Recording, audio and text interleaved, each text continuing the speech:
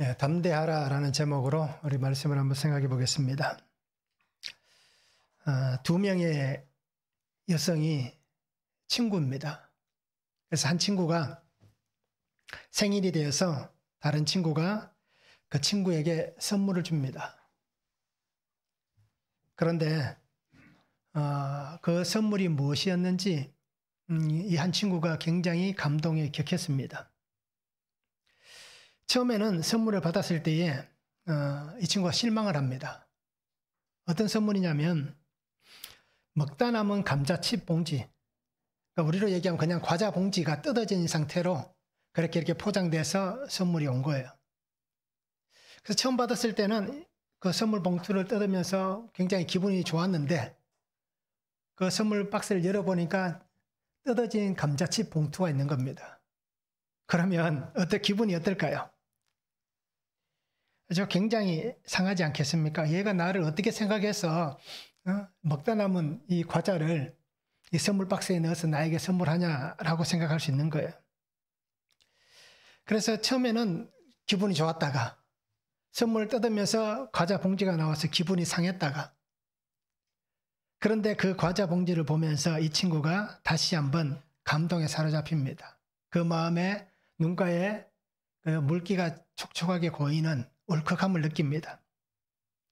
왜냐하면 이 친구는 감자칩을 좋아합니다. 그런데 감자칩 중에도 감자칩이 이렇게 동그랗잖아요. 근데 이 감자칩이 가끔씩 보면 접힌 게 있습니다. 여러분들도 사다 드셔보시면 알듯이 감자칩이 반으로 접힌 게 있습니다. 그런데 유독 이 친구가 감자칩이 반으로 접힌 걸 좋아하는 거예요. 그래서 이 친구가 뜯어진 봉지 안에 뭐가 있었겠습니까? 반으로 접힌 감자칩이 가득 들어가 있는 거예요. 그래서 이 친구가 눈물이 고이고 울컥하는 거예요. 그것만 보면은 아이고 우리가 뭐 어떻습니까? 이런 걸 선물이다 라고 할 수 있겠잖아요. 그런데 그 마음을 알게 된 거예요. 친구가 좋아하는 반으로 접힌 감자칩을 모으기 위해서 자기의 시간을 들이고 돈을 들이는 거예요. 과자 봉지 한 봉지 안에 접힌 감자칩이 몇 개나 들어가 있을까요? 우리는 알 수 없잖아요. 그죠? 몇 개가 들어가는지 알 수 없습니다. 그런데 그 감자칩을 고르기 위해서 시간을 들이고 자기의 돈을 들이는 거예요. 금액이 중요한 건 아닙니다.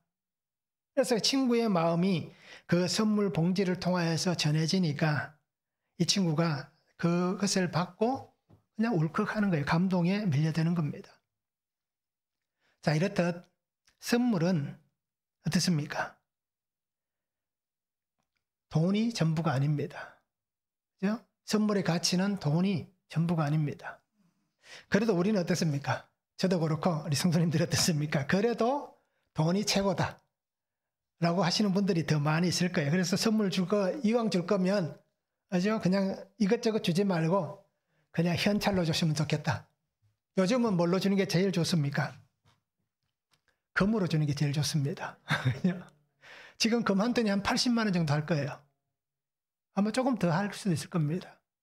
그래서 요즘 가끔씩 유튜브에 보면 이렇게 금을 가지고 이렇게 자기들이 옛날부터 있던 금을 가지고 금방에 가서 파는 분들이 유튜브에 나오더라고요. 그런 금방이 있더라고요. 그걸 유튜브로 제작해서 올리는데 사람들이 자기들이 가지고 있던 걸 다 가져와요. 그러면 뭐 14K, 18K, 24K 또 어떻습니까? 그냥 도금된 것, 금같이 생긴 건 다 갖고 가요.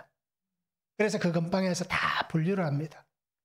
그래서 분류해서 나온 금을 가지고 그 사람에게 그 금값을 지불하는 거예요. 그게 유튜브로 나오더라고요. 그래서 물어봅니다. 얼마 정도 될 거라고 생각하십니까? 그러니까 한 300만 원 정도 되지 않을까요? 라고 얘기하는 거예요. 여러 가지가 있습니다. 그 중에 한 가지를 말씀드리는 겁니다. 그런데 실제로 가치를 따져보니까 2천만 원이 넘어가는 거예요. 요즘 금값이 그렇게 비싸졌다는 얘기입니다. 옛날에는 전혀 그런 가치가 안 되었었는데 지금 그렇다는 얘기예요. 그런데 오늘 제가 말씀드리는 것은 선물의 가치는 돈이 전부가 아니다라는 걸 말씀드리고 싶습니다. 내가 그 사람을 위해서 얼마나 시간을 들이고 마음을 들이고 정성을 들이느냐, 이것이 오늘 우리에게 더 가치 있는 것이 되어야 한다라는 겁니다. 그래서 이 말씀을 드리면서 우리도 한번 생각해 보시기 바랍니다. 그 친구가, 그죠?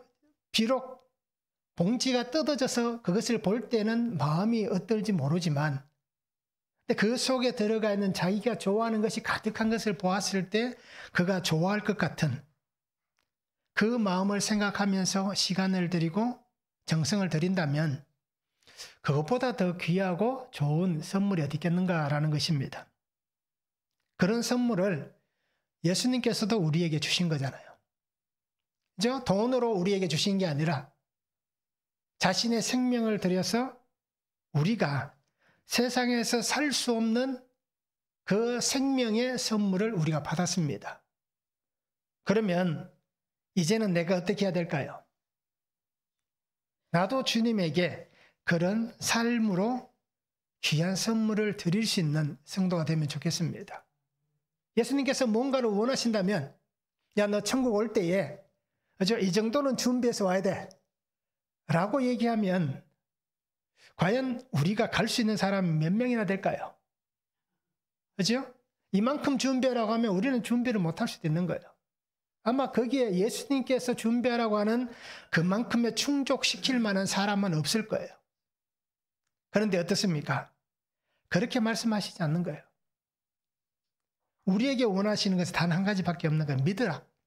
믿기만 하라. 라고 말씀하시는 거예요. 그러면 우리는 주님께 귀한, 우리의 삶을 통하여서 귀하게 드릴 수 있는 선물은 뭡니까? 믿는 것입니다. 그렇죠? 믿음으로 예수님께 선물을 드릴 수 있어야 됩니다. 그래서 그 믿음 안에 우리가 살아가면서 또 더 귀한 것을 아름답게 드릴 수 있는 것은 먼저 믿음이 있어야 가능한 것입니다. 걷지도 못하는 아이가, 그죠? 이제 금방 태어나서 그냥 누워있는 애가 걷지도 못하는 게 뛰려고 하면 어떻게 됩니까? 있을 수 없는 얘기잖아요. 이렇듯 우리가 주님 앞에 우리의 삶을 통하여서 믿음 안에 또 그 믿음을 넘어서서 아름다운 선물을 그렇게 드릴 수 있는 그러한 성도의 삶을 저도 살고 우리 성도님들도 함께 살아가면 참 좋겠습니다. 오늘 말씀을 한번 보시기 바랍니다. 바울은 공회 앞에서 얘기합니다. 양심을 따라 하나님을 섬겼다라고 얘기를 합니다. 바울은 얘기합니다. 죽은 자의 소망, 이 부활로 인해서 내가 오늘 신문을 받고 있다라고 얘기합니다. 그런데 그날 밤에 예수님께서 바울 곁에서 얘기합니다. 로마에서도 정언하여야 할 것이다 라고 그렇게 말씀을 하고 있습니다. 자, 우리가 이렇게 담대함으로 살아가야 되는데 어떻게 해야 담대할 수 있느냐? 첫 번째는 양심을 따라 하나님을 섬겨야 됩니다. 30절에서 5절까지입니다. 이튿날 천부장은 유대인들이 무슨 일로 그를 고발하는지 진상을 알고자 하여 그 결박을 풀고 명하여 제사장들과 온 공회를 모으고 바울을 데리고 내려가서 그들 앞에 세우니라. 바울이 공회를 주목하여 이르되 여러분 형제들아 오늘까지 나는 범사의 양심을 따라 하나님을 섬겼노라. 대제사장 아나니아가 바울 곁에 서 있는 사람들에게 그 입을 치라 명하니 바울이 이르되 회칠한다며 하나님이 너를 치시리로다. 내가 나를 율법대로 심판한다고 앉아서 율법을 어기고 나를 치라 하느냐. 곁에 선 사람들이 말하되 하나님의 대제사장을 내가 욕하느냐. 바울이 이르되 형제들아 나는 그가 대제사장인 줄 알지 못하였노라. 기록하였으되 너희 백성의 관리를 비방하지 말라 하였느니라 라고 말씀합니다. 자, 바울을 영내로 데리고 들어갔습니다. 그가 사람 회중 앞에 서서 자신의 어떤 복음, 내가 어떻게 해서 예수님을 믿게 되었고 어떻게 지금까지 살아왔는지에 대해서 22장에서 그렇게 얘기를 하잖아요. 그래서 그때의 사람들이 바울을 죽이려고 하니까 천부장이 군사들을 명의해서 영내로 데리고 들어갔습니다. 그리고는 과연 저 사람들이 무엇 때문에 바울을 이렇게 죽이려고 하는지, 왜 고발하는지 그 이유를 알기 위해서 공회를 소집합니다. 그래서 오늘 성경 말씀이 그렇게 나오고 있습니다. 그래서 이 공회 앞에 바울이 있었습니다. 그리고 그가 분명히 얘기합니다. 오늘까지 나는 범사에 양심을 따라 하나님을 섬겼다라고 얘기합니다. 이 양심이라는 단어는 우리가 잘 아는 단어입니다. 시네이 데시스라는 헬라어를 씁니다. 그래서 의식, 자각 또는 도덕적 선과 악을 구분하는 마음, 그래서 양심이라고 얘기하면 우리가 일반적으로 선과 악을 잘 구별하는 마음이다라고 할 수 있는 겁니다. 그래서 이 양심을 우리 학자들이 어떻게 해석하냐 보니까요. 신앙생활의 기본적인 가치와 행위의 기준이라고 얘기합니다. 우리가 오늘 양심을 가지고 있다라고 얘기하면 오늘 나의 신앙의 기본적인 가치, 나의 신앙 행위의 기준이라고 얘기하는 겁니다. 그럼 기준이라는 단어는 뜻은 뭔가라는 겁니다. 아마 우리가 생소할 거예요. 기준이란 말은. 그래서 이 기준이란 말은 본보기가 되는 표준 또는 규범이 되는 표준이란 뜻입니다. 그래서 내가 양심이 있다라고 얘기하면 우리의 살아가는 어떤 삶의 가치, 행위, 이것이 신앙 안에서의 어떤 표준, 본보기가 되는 그것을 얘기할 때 우리는 양심이라고 얘기할 수 있다는 것입니다. 그래서 바울은 이 양심에 대해서 얘기하면서 분명히 얘기하는 겁니다. 자신이 다메섹으로 가던 그 길가에서 예수님을 만난 그 이후부터 나는 회심한 이후부터 지금까지 예수님께서 나를 만나주신 그 삶의 모든 시간 속에서 지금까지 나는 신앙의 양심을 지켰다라고 얘기하는 거예요. 그래서 나는 지금까지 주님이 나를 만나주신 이후부터는 여러분들에게 어떤 것에 있어서도 그렇죠? 이 가치, 이 규범에 있어서 벗어나 본 적이 없다라고 그렇게 말을 하고 있는 것입니다. 그래서 나의 삶에 있어서 나의 신앙에 있어서 모든 행위가 여러분들에게 본보기가 되었을 것이다. 그러면서 나는 정말 하나님의 말씀에 의지해서 살아왔고 말씀대로 순종했고 하나님께서 내게 원하시는 그 길을 지금까지 걸어왔다라고 얘기합니다. 자, 우리는 양심에 대해서 얘기를 합니다. 그런데 인간의 양심으로는 선을 이룰 수가 있을까요? 없을까요? 도덕적인 선은 가능할 수 있습니다. 그런데 오늘 제가 말씀드리는 선은 도덕적인 선을 넘어서는 겁니다. 하나님이 주시는 선, 의를 얘기하는 거예요. 인간은 죄인이기 때문에 우리의 양심으로는 선을 이룰 수가 없습니다. 이 말은 다르게 얘기하면 우리는 우리 스스로가 구원을 얻을 수 있는 존재가 되지 못한다라는 얘기입니다. 자, 바울이 양심에 따라 섬겼다라고 얘기하는 것을 분명히 보시기 바랍니다. 나는 하나님의 말씀에 있어서 하나님의 모든 말씀이 나의 삶의 기준되는 삶을 살았다라는 것입니다.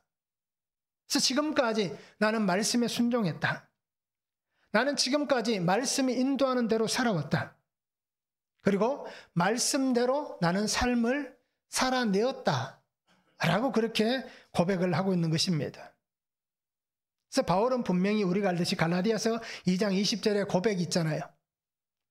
내가 사는 것은 무엇이라고 얘기합니까?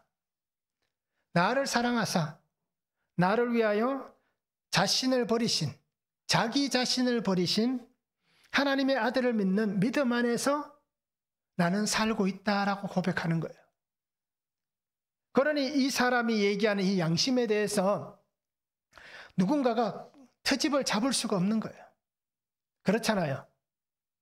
아마 우리가 알듯이 바울도 우리가 나는 죄인 중에 괴수다라고 고백했지만 우리 입장에서 생각하면 어떻습니까? 바울만큼 신앙에 있어서 완벽하다는 표현을 쓰기는 좀 그렇지만 우리 입장에서 보면 그죠? 바울만큼 완벽한 사람이 누가 있겠습니까? 그런데도 본인은 뭐라고 얘기합니까? 나는 죄인 중에 괴수다. 그리고 내가 사는 것은 그죠? 내가 사는 것은 나를 사랑하사 자기 자신을 버리신 하나님의 아들을 믿는 믿음 안에서 나는 살고 있다. 라고 그렇게 고백을 하고 있는 것입니다. 자, 이렇듯 성도의 삶은 믿음으로 살아가야 됩니다. 믿음으로 사는 삶은 어떤 삶이 돼야 됩니까? 규준이 돼야 됩니다. 본보기가 되고 표본이 되는 그런 삶을 우리가 살아가야 하는 것입니다. 자, 그런데 그렇게 살기가 참 어렵잖아요. 저도 그렇습니다. 표본이 될 만한, 본보기가 될 만한 삶을 저도 살지는 못합니다. 그러면 왜 이렇게 말씀을 드리겠습니까? 지도 못 사는 게 우리한테 얘기하면 우리가 살아야 되나? 그죠? 그렇게 얘기할 수 있잖아요. 자기도 못 살면서 우리한테 얘기하면 이거는 너무 그 이기적인 것 아니냐라고 얘기할 수 있을 거예요. 그런데 왜 말씀을 드리겠습니까? 같이 살자고 얘기를 드리는 겁니다. 그죠? 같이 살자고. 그렇게 본보기가 되어져 가고 이제 표본이 되어가는 삶을 매일매일 조금씩 살아가는 겁니다. 그러면 어느 순간에는 달라져 있는 우리의 모습들이 보여지기 시작할 것입니다. 디모데전서 1장 19절에 이렇게 얘기합니다. 믿음과 착한 양심을 가지라. 어떤 이들은 이 양심을 버렸고 그 믿음에 관하여는 파선하였느니라. 그래서 양심을 버린 사람도 많고, 파선했다는 것은 완전히 파괴됐다는 얘기예요. 그러니까 완전히 양심이 없는 삶을 사는 사람이 참 많다라고 얘기하는 거예요. 그것은 교회를 다닌다고 해서 안전하다, 교회 다니는 사람이니까 그렇지 않다라고 말할 수는 없을 거예요. 예수님께서 하셨던 말씀같이 우리는 회칠한 무덤, 회칠한 담과 같은 그런 거짓과 윗손으로 살아가는 삶이 많이 있습니다. 그래서 누구보다도 이렇게 거짓과 윗손으로 사는 삶에 제일 앞장서 있는 사람이, 제 기준으로 말씀을 드리고 싶은 것은 목회자가 제일 앞에 서 있고 중직자가 그 다음에 서 있습니다. 교회 안에서는 그럴 것입니다. 누구보다도 앞에 서 있는 사람들이 거짓이 많고 위선이 많을 겁니다. 그리고 오늘 우리는 삶과 신앙에 있어서 하나님 앞에서 부끄럽지 않는 삶을 살아야 되는데, 부끄럽지 않은 신앙이 돼야 되는데 그렇지 못하다는 겁니다. 그러면 어떻게 해야 될까요? 당장은 힘들 수 있을 거예요. 당장은 내가 180도 바뀌는 건 힘들 수 있어요. 그런데 주의 은혜가 임하면 가능하지만, 그러나 우리가 매일 말씀을 묵상하고 그 말씀을 통하여서 우리가 조금씩 변화되어져가는, 그래서 거짓이 없고 위선이 없고 가짜가 아닌, 그죠? 진짜의 신앙의 사람이 되어야 하는 것입니다. 많은 사람들이 그 금이라고 해서 다 가져오지만, 제가 그 영상을 보니까 그렇더라고요. 쇠가 들은 부분들이 굉장히 많아요. 그게 진짜 도금도 많고요, 가짜도 많은 거예요. 그걸 다 구별해내는 거예요. 자석을 가지고 구별하고요, 약품을 가지고 구별하고요, 다 구별해내는 거예요. 이렇듯 우리도 주님 앞에서 이렇게 다 걸러질 겁니다. 그럼 내가 어떻게 해야 될까요? 그때 걸러지면 늦은 겁니다. 그때가 되기 전에 스스로가 계속해서 내가 지금 도금이고 안에 쇳덩어리가 가득하고 겉에만 겉모양이 있는 사람이라면 그 쇠를 빼내시기 바랍니다. 그 도금을 벗겨내시기 바랍니다. 그래서 14K가 되고, 조금 더 지나면 18K가 되고, 그리고 조금 더 지나면 24K가 되는, 불순물이 없어서 정말 금이 되는 그러한 진짜가 되는 이러한 신앙을 우리가 함께 살아갈 수 있으면 참 좋겠습니다. 그래서 믿음의 양심을 따라서 오직 하나님만 섬기며 사는 삶이 되기를 원합니다. 한번 적용해 보시기 바랍니다. 나의 삶의 기준은 무엇입니까? 내 삶의 기준 무엇일까요? 다르게 얘기하면 나의 양심의 기준이 뭔지라는 겁니다. 내 양심의 기준이 나라는 어떤 인본주의적인 세상적인, 아니면 세상의 문화, 그런 것이 나의 기준인지, 아니면 정말 하나님의 말씀에 기준을 한 성령 안에서의 양심을 가지고 살아가는 것인지 우리가 한번 적용해 보시기를 바랍니다. 나의 삶과 신앙은 모델이 되고 있습니까? 삶의 본보기, 신앙의 본보기가 내가 되고 있는지 한번 적용해 보시면 참 좋겠습니다. 두 번째는 성령의 소망을 붙들어야 합니다. 6절에서 10절입니다. 바울이 그중 일부는 사두개인이요 다른 일부는 바리새인인 줄 알고 공회에서 외쳐 이르되, 여러분 형제들아, 나는 바리새인이요 또 바리새인의 아들이라. 죽은 자의 소망 곧 부활로 말미암아 내가 신문을 받노라. 그 말을 한즉 바리새인과 사두개인 사이에 다툼이 생겨 무리가 나누어지니 이는 사두개인은 부활도 없고 천사도 없고 영도 없다 하고 바리새인은 다 있다 함이라. 크게 떠들새 바리새인 편에서 몇 서기관이 일어나 다투어 이르되 우리가 이 사람을 보니 악한 것이 없도다. 혹 영이나 혹 천사가 그에게 말하였으면 어찌하겠느냐. 큰 분쟁이 생기니 천부장은 바울이 그들에게 찢겨질까 하여 군인을 명하여 내려가 무리 가운데서 빼앗아 가지고 영내로 들어가라 하니라. 자, 바울은 공회에서 자신이 누구인지 밝힙니다. 어떻게 보면 당연히 사두개인, 그죠? 바리새인이 공회의 대부분인 거예요. 어떻게 보면 참 굉장히 지혜롭게, 그죠? 그렇게 행동하고 있다라고 볼 수 있는 거예요. 공회에 모인 사두개인들, 바리새인들을 향해서 분명히 얘기합니다. 나는 바리새인이다. 그죠? 나는 태어나면서부터 바리새인이었다. 그런데 내가 왜 이곳에서 이 신문을 받느냐? 내가 바리새인인데 내가 죽은 자의 소망, 곧 부활 때문에 지금 신문을 받고 있다라고 얘기하는 거예요. 자, 분명히 오늘 성경에서 우리가 읽어서 알잖아요. 사두개인은 어떤 사람들이고 바리새인은 어떤 사람인지 아는 거예요. 그러니 바울이 나는 바리새인인데 내가 이것 때문에 부활 때문에 신문을 받는다라고 얘기하니까 어떻게 일이 벌어집니까? 그죠? 딱 나눠져 버리는 거예요, 사람들이. 바리새인과 사두개인 진영으로 나눠지는 겁니다. 그래서 처음에는 바울을 죽이겠다고 왔던 사람들이 어떻게 됩니까? 옹호자가 되는 거예요. 어떤 이유로 잡혀왔든지 상관없는 거예요. 우리 쪽 사람이면 상관이 없다는 겁니다. 그래서 바리새인 중에 몇 사람이 일어나서 어떻게 얘기합니까? 이 사람에게는 아무 문제가 없다. 그죠? 우리가 들어보니까 전혀 문제될 것이 없다라고 얘기하는 거예요. 자, 이런 시대를 이때도 그랬고 지금도 우리가 이 시대를 살아갑니다. 진영 논리 때문에, 그죠? 지역 논리 때문에, 혈연 논리 때문에 모든 것이 다 어떻습니까? 나뉘어지는 그러한 진영 속에서 우리가 오늘도 살아가고 있습니다.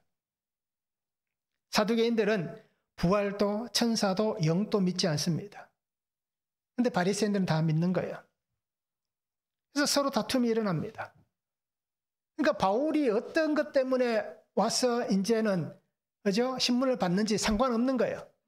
이것 가지고 서로 간에 다툼이 일어나는 거예요. 논쟁이 시작되는 거예요. 자, 그러니 천부장이 볼 때 어떻습니까?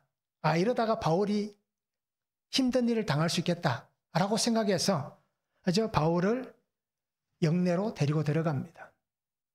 자, 바울이 오늘 얘기합니다. 죽은 자의 소망, 곧 부활 때문에 내가 신문을 받는다라고 얘기하는 거예요. 자, 우리가 이것을 뭐라고 얘기할 수 있습니까?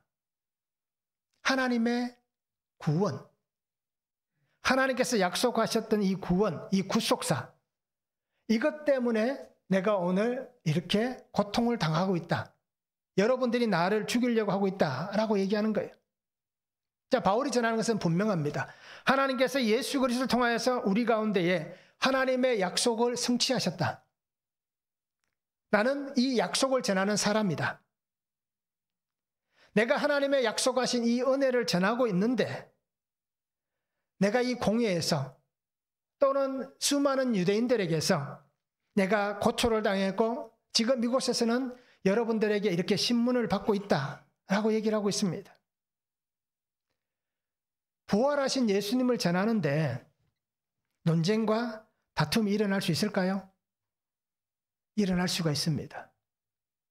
이 시대도 그랬지만 오늘 우리의 삶에도 이것으로 인해서 논쟁이 일어날 수 있습니다. 우리가 믿는 믿음으로 인해서 세상과 우리의 믿음 사이에 논쟁이 일어날 수도 있습니다.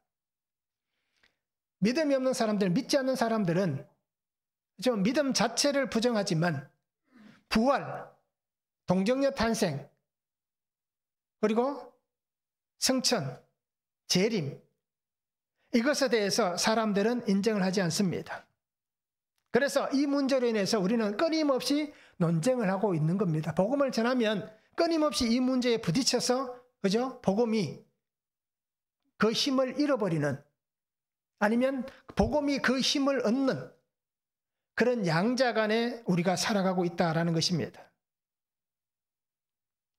그런데 우리가 분명히 알듯이 부활을 믿지 않는 이 사람들이, 영생을 믿지 않는 사람들이, 천국과 지옥을 믿지 않는 사람들이, 그 사람의 내면에 뭐가 있을까요? 영생이라는 것이 존재하고 있습니다. 죽음 이후에 가는 곳에 대해서 사람들이 고민을 하고 있습니다. 내가 예수님을 통해서 주어지는 그것은 믿지 못하지만, 그러나 우리가 죽음 이후에 분명히 뭔가가 있다 라는 것에 대해서 사람들이 생각을 하는 거예요. 그래서 우리가 알듯이 세계사 속에 보면, 역사를 통해서 보면 고대로부터 어떻습니까? 사람들은 영생을 위해서 끊임없이 발버둥 치잖아요. 그죠? 부활을 위해서 끊임없이 발버둥을 치고 있습니다. 내가 이 죽음 너머의 또 다른 세계에서 깨어날 것이다. 그래서 우리가 가장 잘 보여지는 게 피라미드를 볼 수 있고요, 진시황의 무덤을 볼 수 있는 거예요. 그죠? 불로초를 찾아서 그렇게 쫓아다녔던 그 사람을 우리가 볼 수 있는 겁니다. 그런데 부활은, 생명은 오늘 성경에서 분명히 얘기하듯이 예수 그리스도 안에서만 주어지는 것입니다. 고린도전서 15장 20절에 보면, 그러나 이제 그리스도께서 죽은 자 가운데서 다시 살아나사 잠자는 자들의 첫 열매가 되셨도다. 그러니까 죽음 이후의 영생이라는 것은 예수 그리스도 안에서 하나님이 주신 은혜이고 하나님이 우리가 주신 선물이다라고 얘기하는 거예요. 그러기에 예수 그리스도를 믿어야만 우리가 부활하신 주님이 첫 번째가 되셨듯이 우리가 그 다음으로 부활의 자리로 우리가 나아갈 수 있다라고 얘기하는 겁니다. 그러기에 예수 그리스도 밖에는 구원이 존재하지 않습니다. 사람들이 다른 길이 있다라고 얘기합니다. 이제 다른 문화 속에 있다라고 얘기합니다. 그런데 다른 곳에는 길이 존재하지 않는 거예요. 오직 예수 그리스도 안에만 주어지는 겁니다. 그래서 바울은 이 죽은 자의 소망, 이 부활에 대해서 얘기를 하고 있는 겁니다. 똑같은 얘기를 베드로는 산소망이라는 단어를 사용하고 있습니다. 베드로전서 1장 3절에 보면, 우리 주 예수 그리스도의 아버지 하나님을 찬송하리로다. 그의 많으신 긍휼대로 예수 그리스도를 죽은 자 가운데서 부활하게 하심으로 말미암아 우리를 거듭나게 하사 산소망이 있게 하셨느니라. 그렇죠? 바울도 소망, 베드로는 산소망, 이렇게 표현을 하고 있는 겁니다. 그리고 오늘 우리는 이 부활의 소망을 붙잡고 살아가는 삶이 되어야 됩니다. 그러기에 오늘 분명히 잘 생각하시기 바랍니다. 믿음은 들리는 것입니다. 그렇죠? 우리에게 들려지는 겁니다. 믿음은. 들려져야 우리가 은혜를 얻을 수 있는 거예요. 그래서 구속사의 말씀이 들려야 된다. 구속의 말씀, 생명의 말씀, 사랑의 말씀인 이 구속사가 내게 들려져야 한다라는 이유가 바로 여기 있습니다. 바울도 그렇게 말씀을 다메섹으로 가는 길에서 들었기 때문에 들려진 말씀이 그에게 뿌리가 된 거잖아요. 이렇듯 오늘 내게도 이 구속의 말씀이 들려져야 우리가 부활 안에 살아갈 수 있는 겁니다. 그래서 말씀이 들려야 죽음으로 가는 내가, 죽음으로 가던 인생인 나를 건지시고 생명으로 옮기시는 하나님의 은혜 가운데 거할 수 있는 겁니다. 그래서 오늘 우리 성도님들이 소망, 이 산소망 가운데에 부활에 정인된 삶을 부활의 능력으로 살아가는 삶이 되면 참 좋겠습니다. 한번 적용해 보시기 바랍니다. 부활, 영생 믿습니까? 어떻습니까? 그죠? 부활, 영생 내가 믿는가? 한번 적용해 보시기 바랍니다. 예수 그리스도를 믿는 믿음 안에서만 구원이 있다 라는 것을 믿는지, 다른 데도 있다더라 라고 하는 것이 믿어지는지 한번 한번 적용해 보시기 바랍니다. 복음을 전해야 됩니다. 죽은 자의 소망, 부활을 오늘 내가 전해야 될 사람은 누구입니까? 내가 이것을 받았으면, 내가 이것을 들었으면 나도 전해야 되잖아요. 그럼 나는 누구에게 전할 것인가? 한번 적용해 보시기 바랍니다. 세 번째는 맡기신 사명이 있습니다. 11절입니다. 그날 밤에 주께서 바울 곁에 서서 이르시되 담대하라, 내가 예루살렘에서 나의 일을 증언한 것 같이 로마에서도 증언하여야 하리라 라고 말씀합니다. 주님께서 밤에, 그날 밤, 그죠? 오늘 있었던 이 사건 나와서 공의 앞에 서고 이 분잡했던 이 사건, 그날 밤에 예수님께서 바울을 찾아오시는 거예요. 그러면서 분명히 얘기합니다. 담대하라. 내가 예루살렘에서 나의 일을 증언한 것 같이 로마에서도 증언하여야 하리라. 자, 주님은 이 바울이 걸어갈 길을 다시 한번 상기시킵니다. 자신이 지고 가야 할 십자가가 무엇인지 그 길을 분명하게 바울에게 말씀하고 있습니다.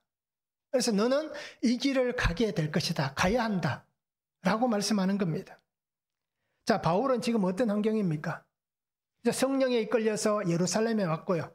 그리고 나는 로마까지 간다라고 그가 그렇게 확고한 마음을 가지고 있지만 지금 상황은 어떻습니까? 참 쉽지 않잖아요. 로마로 간다는 게 참 쉽지 않은 그런 상황에 놓여 있습니다. 그런데 바울을 하나님께서 어떻게 합니까? 위로하시고 그리고 그에게 다시 사명 안에 힘을 얻도록 그렇게 그를 세워가시고 있다라는 것입니다. 바울은 지금까지 수없이 많은 일들을 겪어왔습니다.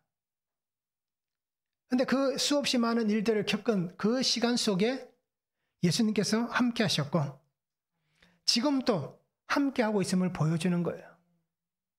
그 힘들고 어려운 상황에도 예수님께서 그날 밤에 그에게 말씀해 주시고 있는 겁니다.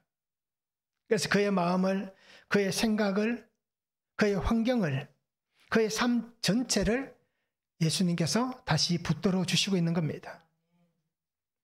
자, 우리가 살아가는 삶의 시간은 충분합니까? 충분하지 않다라고 얘기할 수도 있을 거예요.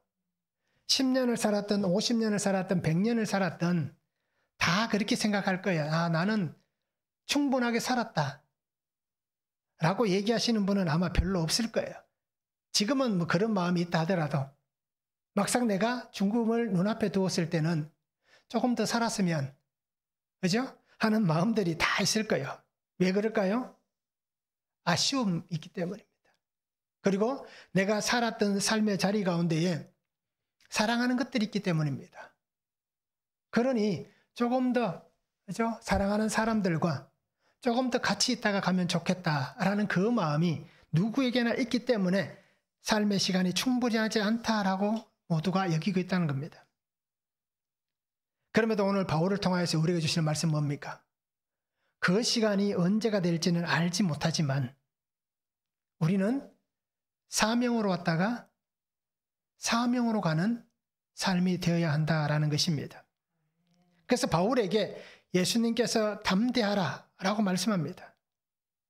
그 예수님께서 오늘 나에게도 담대하라 라고 말씀을 하고 있습니다. 그러면 왜 우리가 담대해야 됩니까? 이유가 있을 것 아니겠습니까? 왜 담대해라 하는가라는 것을 우리가 한번 생각해 보시기 바랍니다. 성경에 여러 가지 말씀들이 있지만 두 군데를 보겠습니다. 이사야 41장 10절에 보면 두려워하지 말라 내가 너와 함께함이라 놀라지 말라 나는 내 하나님이 됨이라 내가 너를 굳세게 하리라 참으로 너를 도와주리라 참으로 나의 의로운 오른손으로 너를 붙들리라. 왜 담대해야 되느냐? 예수님께서 나와 함께 하시기 때문에, 그죠? 나를 붙들어 주시기 때문에 두려워할 필요도 없고 겁낼 필요도 없고 걱정할 필요도 없는 겁니다. 오늘 많은 사람들이 제가 한번 말씀을 설교할 때 말씀드렸듯이 많은 사람들이 불안합니다. 불안한 시대를 살아갑니다. 그래서 안정을 취하는 약들이 엄청나게 팔린다라고 얘기했잖아요. 그거는 예수를 믿든 안 믿든 똑같은 거예요. 누구든지 다 불안함을 가지고 있는 거예요. 그래 이 불안함을 이겨내기 위해서 약을 마시는 거예요. 그런데 우리가 알아야 됩니다. 두려워하지 말고 불안하지 말아야 될 이유가 뭐냐? 예수님이 나와 함께 하시니 불안이 오고 두려움이 오고 공포가 온다면 예수님이라는 이름을 통하여서 이겨낼 수 있어야 됩니다. 예수님 때문에 살아가기 때문에 예수라는 이름으로 우리가 이겨낼 수 있어야 한다라는 것입니다. 또 하나는 우리가 잘 아는 말씀입니다. 시편 23편 4절입니다. 내가 사망의 엄청난 골짜기로 다닐지라도 해를 두려워하지 않을 것은 주께서 나와 함께 하심이라. 주의 지팡이와 막대기가 나를 안위하시나이다. 그렇죠? 주의 지팡이, 주의 막대기. 우리가 아무리 사망의 엄침한 골짜기를 다닌다 할지라도 우리에게 오는 그 두려움을 두려워하지 않을 이유는 무엇 때문이다? 주님이 나와 함께 하시면서 그 지팡이와 막대기로 나를 안위하신다. 나를 지켜주신다라고 말씀하기 때문입니다. 우리에게 사건이 옵니다. 시험이 옵니다. 고난이 옵니다. 아픔이 옵니다. 나라는 존재를 무너지게 하는 그러한 일들이 우리 곁에는 늘 찾아옵니다. 그래서 내가 괜찮다라고 얘기하고 있지만 또 쓰러지고 넘어지는 겁니다. 내가 죄를 지어서 내가 세상의 향락에 빠지고 세상의 쾌락에 빠지고 세상의 유혹에 빠져서 죄를 지어서 무너지는 것보다도 나는 그렇지 않았는데 나를 넘어지게 하기 위해서 시험이 오고 환난이 오고 고난이 와서 내가 이겨낼 수 없을 만큼 내가 견뎌낼 수 없을 만큼 엄청난 그 중압감이 나를 넘어뜨리는 그런 일들이 끊임없이 우리에게 찾아옵니다. 그래서 한 곱이 넘었다 싶으면 이제 돌아서면 또 한 곱이가 오고 또 지나왔다 싶으면 또 일이 번지는 거예요. 그래서 예전에 그런 말씀 들었잖아요. 그죠? 자식 많은 집에 바람 잘 날 없다 라고 하셨던 이유가 요즘은 자녀들이 많이 없으니까 그냥 우리가 살아가는 삶에 바람 잘 날이 없다 라는 것이 늘 우리에게 있다라는 것입니다. 그런데 오늘 우리가 분명히 보시기 바랍니다. 그렇게 사건이 오고 시험이 오고 고난이 오고 아픔이 오지만 그 속에도 주님이 내게 주신 사명이 있는 거예요. 그 속에서 주님이 나를 사용하시는 은혜가 있는 겁니다. 그래서 우리는 에스겔의 말씀같이 약재료가 되는 거예요. 내가 먼저 고난을 겪었으면 그죠? 그 고난을 겪는 사람들을 위로할 수 있어야 되는 거예요. 오늘 간증하신 분이 얘기하잖아요. 뺨을 맞은 사람이 그 뺨을 맞은 사람에게 가서 내가 먼저 맞았을 때 어땠더라? 라고 위로할 수 있는 거예요.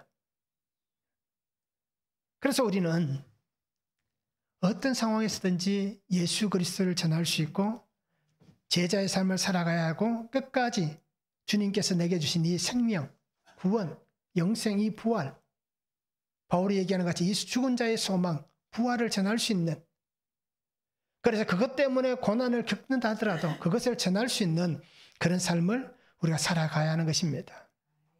그래서 어떤 환경에서도 사명을 잃어버려서는 안 된다라는 것입니다. 바울은 분명히 우리에게 말씀했잖아요. 성령에 매여 내가 예루살렘으로 간다. 그런데 다른 선지자들을, 제자들을 통해서 뭐라고 얘기합니까? 성령께서 이 띠임자를 이렇게 결박할 것이다. 고난이 오고 환난이 오고 핍박이 나를 기다린다 하지만 나는 주님과 함께 이 길을 가겠다 라고 그렇게 고백하잖아요. 우리도 마찬가지입니다. 환난이 오고 핍박이 오고 시험과 유혹이 오고 그래서 걸어가다 보면 또 넘어지고 또 일어서서 먼지 툭툭 털고 상처에 약 바르고 다시 또 걸어가다 또 넘어지고 돌뿌리가 우리를 넘어뜨리고 생각지도 않았던 돌풍이 일어나서 우리를 배가 깨질 것 같은, 우리의 가정이 깨지고 삶의 자리가 깨지고 직장이 깨질 것 같은 그러한 돌풍이 우리에게 불어닥쳐도 이제 포기하지 않고 다시 그 길을 주님과 함께 끝까지 걸어갈 수 있는, 그 사명으로 살아낼 수 있는 그런 삶이 되면 참 좋겠습니다. 사람들은, 저도 그렇게 늘 얘기합니다. 나중에 하지. 다음에 하지. 시간이 되면 그런 일 할 수 있겠지. 그런데 우리에게 어떻습니까? 이런 핑계는 없어야 되는 거예요. 그래서 제가 가장 많이 쓰는 말 중에 한 가지 바로 이거예요. 다음에 하자. 나중에 하자. 조금 더 기다렸다 하자. 조금 더 시간이 지나면 좋아질 때 그때 하자. 그런데 이런 얘기를 하지 말아야 된다라고 얘기합니다. 제가 가장 많이 그렇게 하고 있다는 거 봤어요. 그런데 오늘 주님께서 우리에게 말씀하듯이 지금 할 수 있어야 되고, 그죠? 지나버린 시간은 되돌릴 수 없다라는 겁니다. 그래서 매일 말씀을 묵상하는 것도 지금 해야 되고, 그죠? 큐티 양육도 지금 해야 되고, 내게 맡겨주신 그 복음을 전하는 것도 지금 해야 되는 겁니다. 한번 적용해 보시기 바랍니다. 나에게 말씀하시는 주님의 사명, 말씀은 무엇입니까? 바울에게 말씀하듯이 오늘 주님은 내게 무엇을 말씀하시는가? 한번 적용해 보시길 바랍니다. 삶에 일어나는 일들이 사명 가운데 세우시는 하나님의 일들이다라는 것이 인정되십니까? 내가 겪고 있는 수많은 일들 있잖아요. 그 일들 속에서 이 일들은 하나님이 나를 사명으로 세우기 위해서 내게 주시는 일들이다 라는 것들이 인정이 되시는지, 나는 인정이 안 되는지, 인정이 되면 왜 인정이 되고 인정이 안 되면 왜 인정이 안 되는지 그렇게 한번 적용해 보시길 바랍니다. 하나님이 나를 보내시는 로마는 어디입니까? 내가 가야 할 로마는 어디입니까? 그것이 사람이 될 수도 있고요. 또 환경이 될 수도 있고요. 또 여러 가지가 될 수 있습니다. 그래서 내가 가야 할 하나님이 나를 보내시는 로마, 그것은 어디인지. 로마 관광 가면 참 좋겠잖아요. 네. 그것보다도 정말 하나님이 나를 보내시는 로마가 어딘지 한번 적용해 보시길 바랍니다. 자, 세상의 가치를 따라 살아가는 소망은 진짜 죽은 소망입니다. 그러기에 우리가 정말 산 소망이 되려면 예수님을 따라가는 우리의 삶이 되고 소망이 되어야 합니다. 예수 그리스도 안에서 우리의 소망을 붙잡으시기 바랍니다. 예수님이 나의 산 소망이 되어야 합니다. 그래서 나는 구원을 위해서 한 영혼을 섬기시기 바랍니다. 사랑하시기 바랍니다. 헌신하시기 바랍니다. 그래서 그 한 생명을 살리는데 우리가 최선을 다할 수 있는 삶이 되면 좋겠습니다. 그래서 주님께서 내게도 담대하라고 말씀합니다. 왜요? 내가 세상을 이겼노라 말씀하시기에 우리도 담대할 수 있길 바랍니다. 그래서 주님의 마음과 삶으로 내게 남아있는 이 시간을 정말 하나님의 일들을 위해서, 구원을 위해서 아름답게 우리의 삶을 살아갈 수 있는 우리의 성도의 삶이 될 수 있기를 주님의 이름으로 축복합니다. 사랑의 아버지 하나님, 오늘도 우리에게 주신 은혜를 붙잡고 말씀으로 살아갑니다.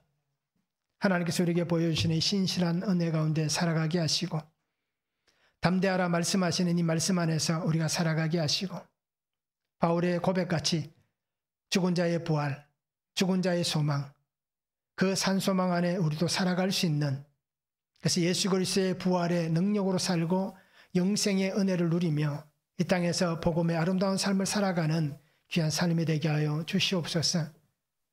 그래서 어떤 순간에도 우리에게 다가오는 수없이 많은 그 고난과 아픔 속에서도 오직 나와 함께 하시고 우리를 업어가시고 우리를 그 날개로 안아가시는 나의 주님, 나의 사랑하는 예수님과 함께 믿음 안에 복되게 살아갈 수 있는 삶이 되게 하여 주시옵소서. 감사를 드리며 예수님의 이름으로 기도하옵나이다. 아멘.